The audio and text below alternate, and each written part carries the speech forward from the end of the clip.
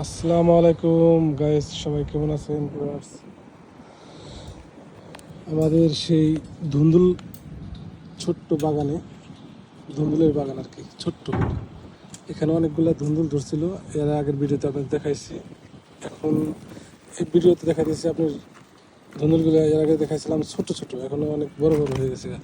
এখন এগুলো কাটবো, সব কেটে নিয়ে যাব রান্না করার জন্য। ঠিক আছে, এই দেখেন কাটতেছে, একটা কাটলো, এই পাশে আরেকটা আছে, দুইটা অনেক বড় বড় হয়েছে, অনেক সুন্দর হয়েছে, অনেক ফ্রেশ, এটা হচ্ছে ভেজাল মুক্ত। গাছটা কাটে না, অনেক সুন্দর একটা পাশে আরো অনেকগুলো আছে। এই পাশে এই যে কদুর ফুল আসতেছে এখানে, এই যে এদিকে ফুল আসছে অনেক, এগুলা এর ফুল, ধুন্দুল গাছের ফুল। আর এই পাশে আরো হইতেছে, এই পাশে নতুন, এই যে নতুন হয়েছে, এই পাশে আর একটা নতুন, আর একটা বড় হয়েছে, এই যে পাশে এই যে অনেক বড় হয়েছে। এর আগে একবার দেখাছিলাম ছোট, এখন অনেক বড় হয়েছে। তার পাশাপাশি ওইদিকে ডালিম গাছের সাথে দেখাছিলাম অনেকগুলা, এই ডালিম গাছেরগুলো অনেক মোটামুটি অনেক বড় হয়েছে। ওই পাশ দিয়ে আরও হইতেছে, ওইদিকে হইতেছে, অনেক আছে এখানে মোটামুটি। পরে পরে যখন কাটিং করবো তখন অনেকগুলো অনেকগুলো হইব।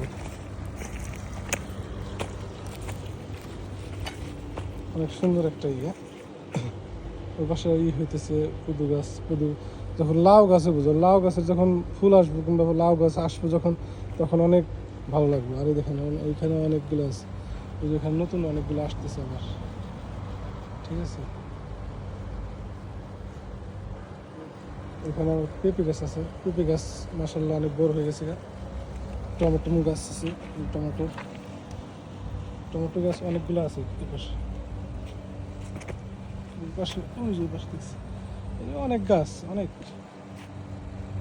মাসাল্লাহ পেঁপে গাছ অনেক বড় হয়ে গেছে দেখি।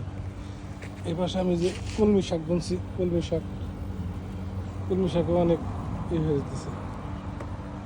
ইস, একটা ধুন্দুল মারা গেছে, দুঃখিত।